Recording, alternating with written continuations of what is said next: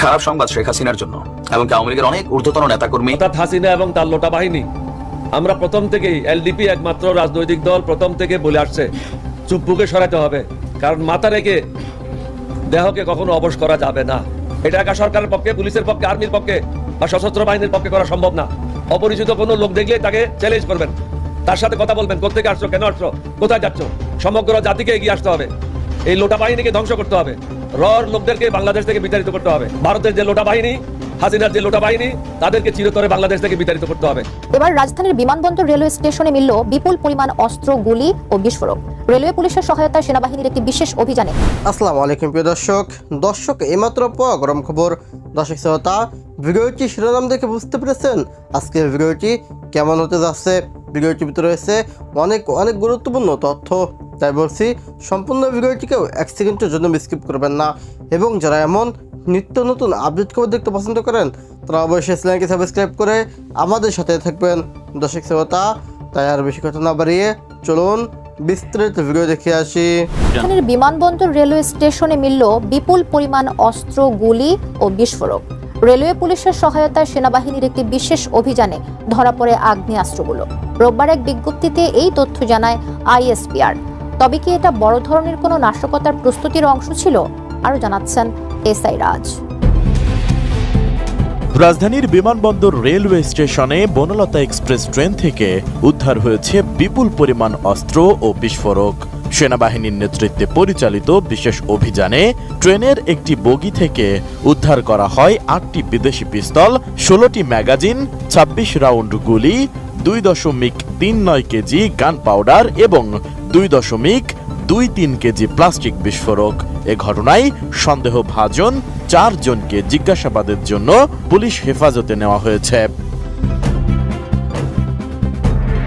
২৬ October সকাল 11:15টার দিকে সুনির্দিষ্ট তথ্যের ভিত্তিতে সেনাবাহিনীর একটি দল, গোয়েন্দা সংস্থা ও রেলওয়ে পুলিশের সহায়তায় এই অভিযান চালানো হয়। ট্রেনটি চাঁপাইনবাবগঞ্জ থেকে ঢাকার কমলাপুর রেলওয়ে স্টেশনে যাচ্ছিল।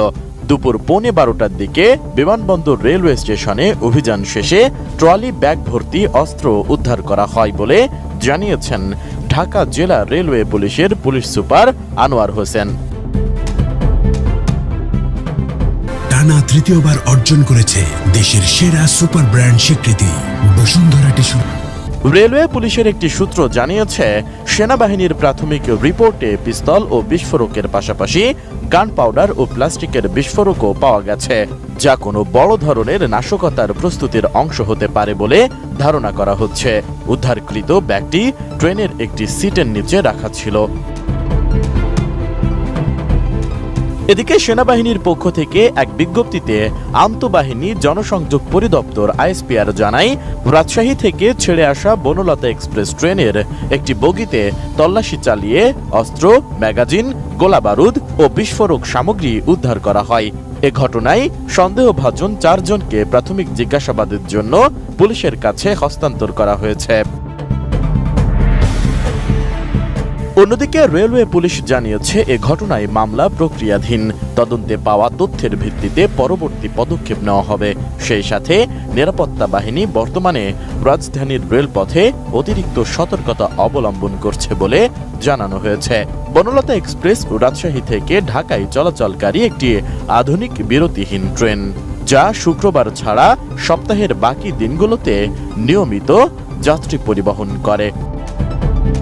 অর্থাৎ হাসিনা এবং তার লোটা বাহিনী, আমরা প্রথম থেকেই এলডিপি একমাত্র রাজনৈতিক দল প্রথম থেকে বলে আসছে চুপ্পুকে সরাইতে হবে, কারণ মাথা রেখে দেহকে কখনো অবশ করা যাবে না।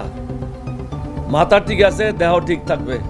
মাথা হলো রাষ্ট্রপতি, কিন্তু আমরা জানি না কি কারণে, কি উদ্দেশ্যে, কে বা কারা চুপ্পুকে আশ্রয় দিচ্ছে।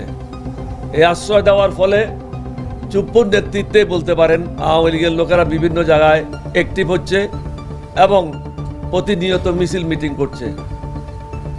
পুলিশ যাওয়ার আগে তারা পলায়ে যায়, এটা হলো তাদের চিরদিনের স্বভাব। আমরা প্রথম থেকে পরিষ্কারভাবে বলেছি, যারা আমাদের ছেলে মেয়েদেরকে হত্যা করেছে বা হত্যার সাথে সহযোগিতা করেছে, সরাসরি হত্যার সাথে জড়িত ছিল আওয়ামী লীগ এবং তাদের সহযোগিতা করেছে জাতীয় পার্টি। সুতরাং এই দেশে তাদের রাজনীতি করার কোনো অধিকার নাই। এখানে মানবাধিকার শুধু মানবের জন্য, দানবের জন্য কোনো মানবাধিকার নাই। আমাদের যারা সম্পদ লুণ্ঠন করেছে, ন্যায় বিচার নষ্ট করেছে, মানুষকে কষ্ট দিয়েছে, দেশের সম্পদ লুণ্ঠন করেছে, কয়েক শত প্রায় 1500 ছেলে মেয়েদেরকে হত্যা করেছে, তাদেরকে এখানে রাজনীতি করতে দেওয়ার কোনো কারণ নেই। আজকে তাদের সাহায্যার্থে কে এগিয়ে আসছে? ভারত। ভারতের জনগণের সাথে আমাদের কোনো শত্রুতা নেই, কিন্তু আমরা মনে করি ভারত সরকার হাসিনা এবং আওয়ামী লীগের লোটা বাহিনীদেরকে আশ্রয় দিয়ে বাংলাদেশের বিরুদ্ধে অবস্থান নিয়েছে। এবং হাসিনার পরামর্শে আপনারা কয়েকদিন আগেই দেখেছেন এস আলম ভারত সফর করে প্রায় 2000 কোটি টাকা তাদেরকে 2500 কোটি টাকা শেখ হাসিনাকে দিয়েছে। ওই টাকা খরচ করে বাংলাদেশের এক প্রান্ত থেকে অন্য প্রান্ত পর্যন্ত আগুন লাগাই দিচ্ছে। এখন আমরা দেশবাসীকে বলবো, আপনারা সজাগ হন। এটা একা সরকারের পক্ষে, পুলিশের পক্ষে, আর্মির পক্ষে বা সশস্ত্র বাহিনীর পক্ষে করা সম্ভব না। অপরিচিত কোনো লোক দেখলেই তাকে চ্যালেঞ্জ করবেন, তার সাথে কথা বলবেন, কোত্থেকে আসছো, কেন আসছো, কোথায় যাচ্ছ। সমগ্র জাতিকে এগিয়ে আসতে হবে, এই লোটা বাহিনীকে ধ্বংস করতে হবে, রর লোকদেরকে বাংলাদেশ থেকে বিতাড়িত করতে হবে। এবং যারা এখনো সরকারে আছে, হাসিনার লোটা বাহিনী যে কোনো প্রতিষ্ঠানে হোক না কেন, তারা কখনো বাংলাদেশের বন্ধু নয়। তাদেরকে আইন অনুযায়ী শাস্তি প্রদান করা আমাদের কর্তব্য। শুধু বাংলাদেশ স্বাধীন করলাম আর লুটেরাদের হাতে দেশকে তুলে দিলাম, এটা ঠিক না। আমরা সমগ্র জাতিকে বলবো, আপনারা ঐক্যবদ্ধ হন। ঐক্যবদ্ধ হয়ে ভারতের যে লোটা বাহিনী হাসিনা। দর্শক, আশা করি সম্পূর্ণ ভিডিওটি না টেনে দেখেছেন এবং এই ভিডিওটি থেকে আশা করি আপনারা অনেক কিছুই বুঝতে পেরেছেন। দর্শক শ্রোতা, এই ভিডিওটি থেকে আপনার যদি কোনো মতামত থেকে থাকে তাহলে আপনার মূল্যবান মতামতটি অবশ্যই কমেন্ট করে জানিয়ে দেবেন।